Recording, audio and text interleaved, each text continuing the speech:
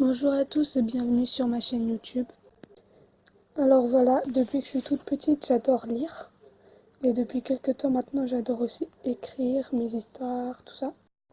Donc j'ai créé cette chaîne pour pouvoir partager mes histoires avec vous.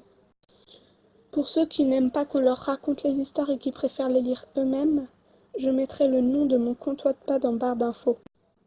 Peut-être que je changerai d'avis par la suite, mais pour le moment, je préfère rester anonyme. À chaque fois, bien sûr, il y aura une histoire dominante que je séparerai en plusieurs parties. Donc, dans chaque vidéo, il y aura une partie. Mais je pourrais aussi faire des vidéos en parallèle où je raconterai en une seule vidéo une petite histoire. Sur cette chaîne, je compte aussi faire des débats sur les histoires que tout le monde connaît, par exemple les contes Disney. Genre, je poserai des questions et tout, et vous me répondrez et tout, et après je referai une vidéo pour expliquer vos points de vue à chacun. L'histoire dominante pour le moment s'intitule L'école des ombres. C'est l'histoire de Lisa White. Elle a 16 ans et je l'imagine dans le physique de Nina Dobrev. Quand elle avait 7 ans, Lisa elle est arrivée chez une dame qui s'appelait Nathalie et elle avait plus aucun souvenir.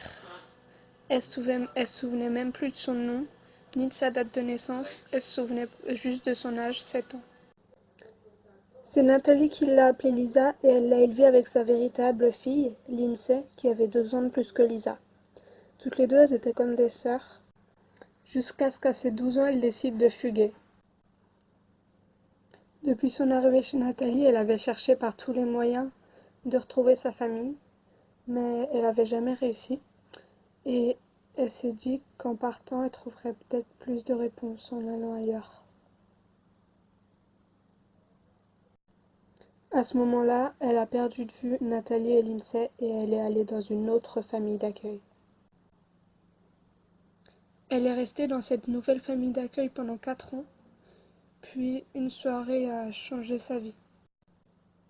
Elle y a rencontré Peter, et puis ils ont dansé, il l'a dragué, tout ça, tout comme des ados à une soirée, quoi.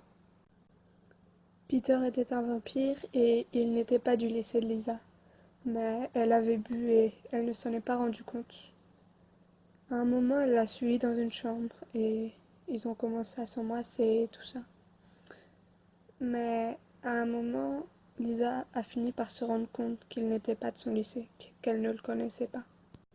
À ce moment-là, elle a essayé de partir, mais il l'a retenue. Et il a fini par la mordre.